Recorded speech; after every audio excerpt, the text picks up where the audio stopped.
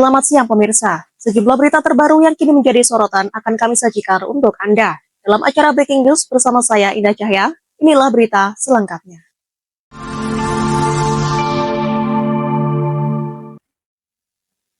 BMKG mengeluarkan peringatan dini berupa potensi hujan ringan, sedang hingga lebat yang dapat disertai kilat dan angin kencang di berbagai kota besar di Indonesia pada Sabtu 8 Maret 2025.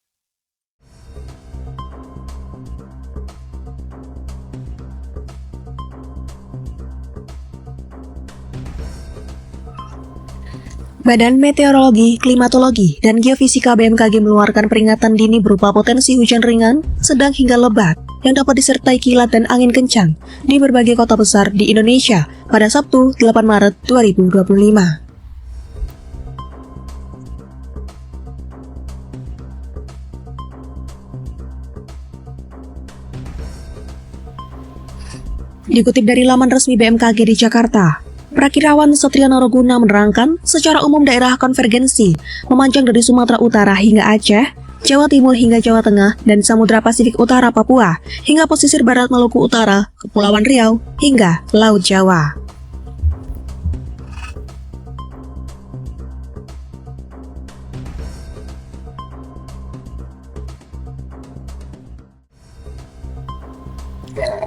Kondisi tersebut mampu meningkatkan potensi pertumbuhan awan hujan di sepanjang daerah yang dilewati konvergensi atau konfluensi. Demikian laporan, Java TV melaporkan.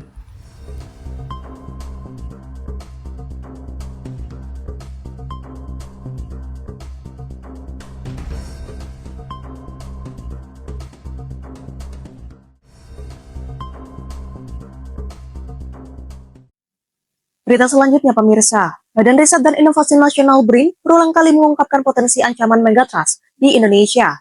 Ini disebabkan Indonesia berada di cincin api Pasifik atau Ring of Fire. Badan Riset dan Inovasi Nasional BRIN berulang kali mengungkapkan potensi ancaman megatrust di Indonesia. Ini disebabkan Indonesia berada di cincin api Pasifik atau Ring of Fire.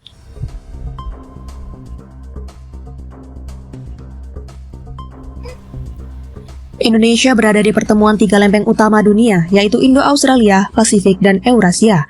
Nampaknya, Indonesia memiliki 13 segmen megatrust, yaitu sumber gempa yang mampu memicu gempa dahsyat. Peneliti dari Pusat Riset Kebencanaan Geologi BRIN Nuraini Rahma Hanifa mengungkapkan salah satu segmen megatrust yang rawan melepaskan energi adalah pantai selatan Jawa, hingga dampaknya memanjang ke Selat Sunda.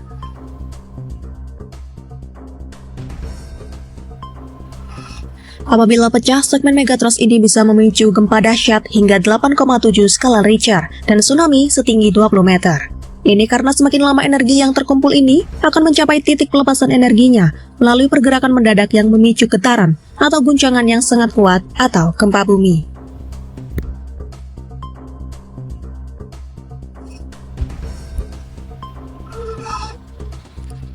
Goncangan besar tersebut akan mengakibatkan perpindahan kolom air laut dan menyebabkan gelombang air laut menjadi sangat besar yang menjalar semua arah hingga mencapai daratan atau tsunami. Menurut Nuraini, tsunami yang dihasilkan juga akan sampai ke Jakarta. Kisarannya antara 1 sampai 1,8 meter. Sebelumnya Nuraini dalam ulasannya menyebutkan segmen megatrust di selatan Jawa termasuk Selat Sunda menyimpan energi tektonik yang signifikan dan berpotensi melepaskan gempa berkekuatan magnitudo 8,7 hingga 9,1. Demikian laporan, Java TV melaporkan.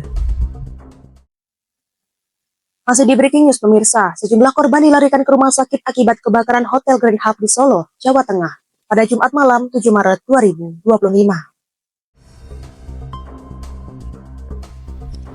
Sejumlah korban dilarikan ke rumah sakit akibat kebakaran Hotel Grand Hub di Solo, Jawa Tengah, Jumat malam. Kapolresta Surakarta Kombes Pol Catur Cahyono Wibowo mengatakan saat ini korban masih dalam pendataan, namun seluruhnya sudah dibawa ke rumah sakit. Untuk sementara sampai sekarang masih kita data untuk di atas sudah bersih dari penghuni dan sudah kita bawa ke rumah sakit.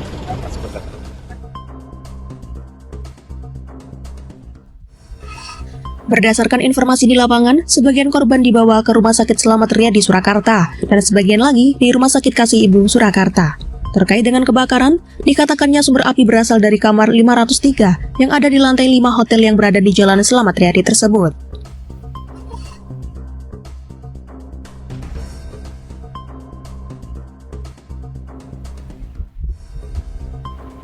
Laporan pertama dilakukan oleh penghuni kamar sekitar pukul 19 waktu Indonesia bagian Barat, bahwa ada percikan api.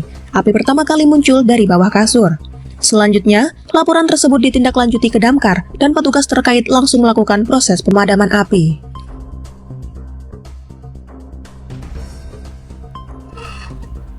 Sementara itu, Komando Peleton Damkar Solo Sri Mulyanto mengatakan ada 8 mobil pemadam kebakaran yang diterjunkan untuk memadamkan api.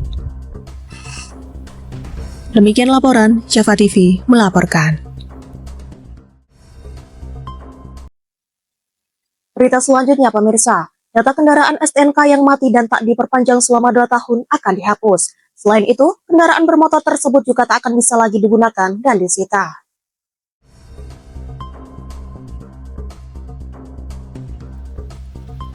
Data kendaraan STNK yang mati dan tak diperpanjang selama 2 tahun akan dihapus. Selain itu, kendaraan bermotor tersebut juga tak akan bisa lagi digunakan dan disita.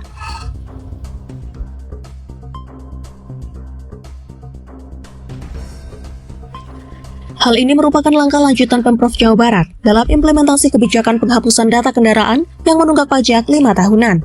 Lalu pemilik tak meregistrasi ulang pada 2 tahun berikutnya. Tertulis pada aturan itu, kepolisian bisa menghapus data kendaraan dengan pertimbangan setelah pemilik tak melakukan registrasi ulang maksimal 2 tahun setelah masa berlaku STNK habis.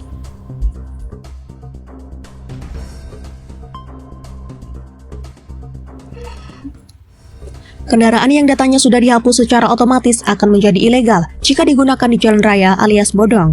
Pada kasus ini, juga ditetapkan bila identitas kendaraan tak mungkin bisa dipulihkan jika sudah dihapus oleh Samsat. Setelah penghapusan, baru setelahnya kendaraan dapat disita lantaran tidak memenuhi syarat operasional di jalan raya.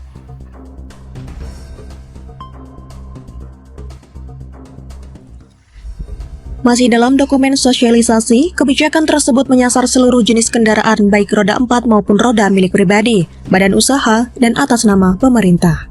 Demikian laporan, Java TV melaporkan.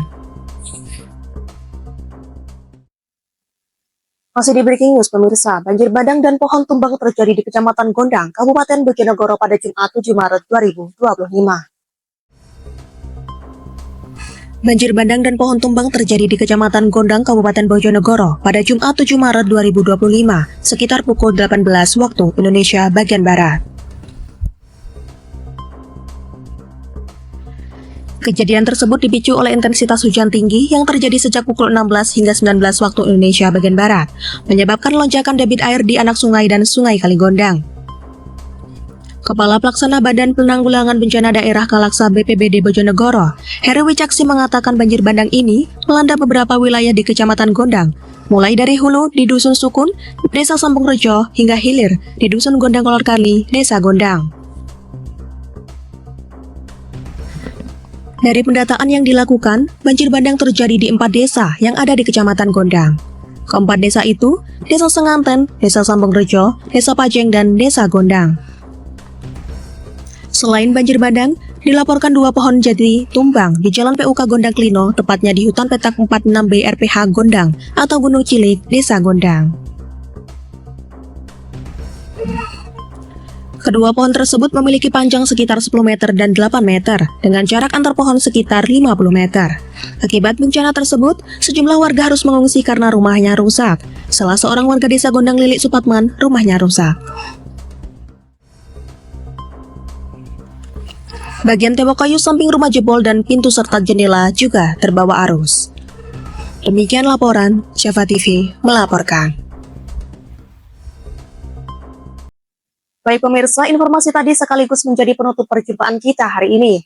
Saya Indah Cahya dan segenap tim redaksi yang bertugas pamit undur diri. Selamat siang, terima kasih dan sampai jumpa.